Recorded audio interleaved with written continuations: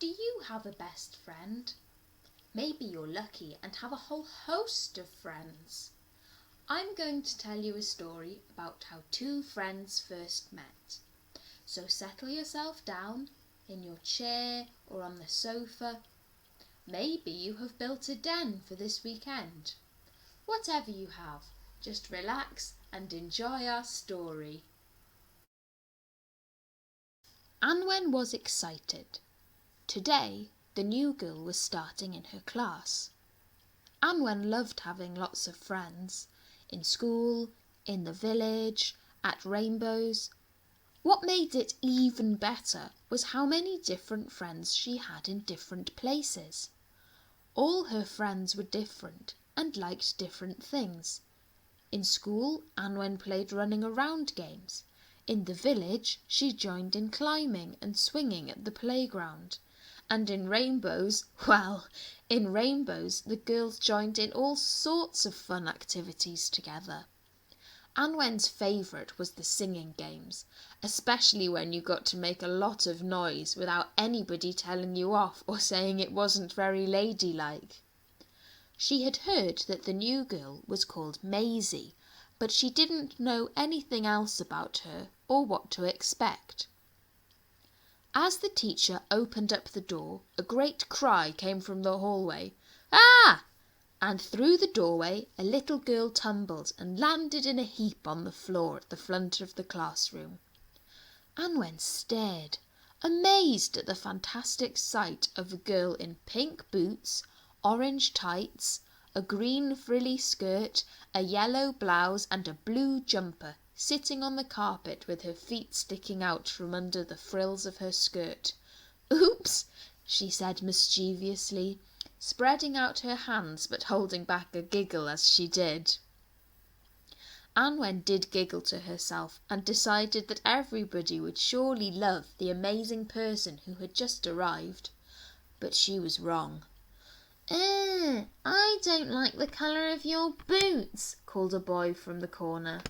"And I think your jumper is a horrible colour too," exclaimed a girl on the front desk. "And there's no way I would wear those colour tights," added someone from the back. Anwen was upset. She was disappointed the class didn't want to be friends with this new girl who looked so interesting and colourful.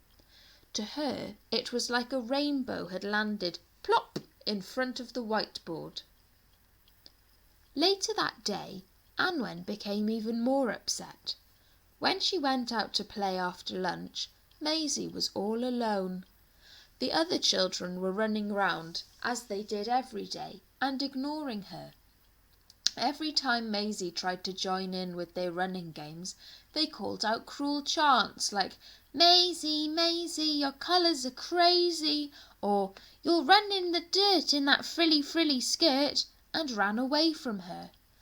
Anwen decided she would give the games with her school friends a miss if they were going to be cruel and keep someone from taking part. She strode over and introduced herself to Maisie, who grinned and grabbed her hand, calling, "Come on, we're going to be butterflies in the sunshine." Anwen could not understand why people would be so mean. Maisie's clothes were fun and flounced in the wind as she skipped about the yard. She was almost like a rainbow floating about and bouncing on her pink boots. "Of course!"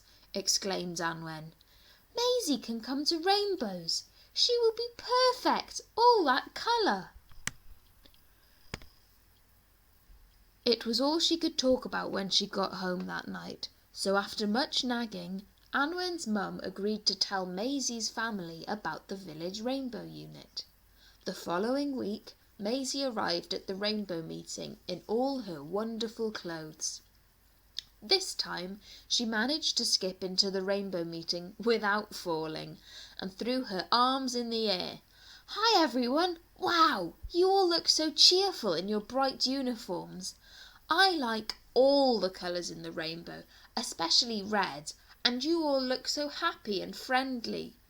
This time, the cries from around the hall were, "I love your fun pink boots. Where did you get that great orange jumper?" and "Give us a twirl."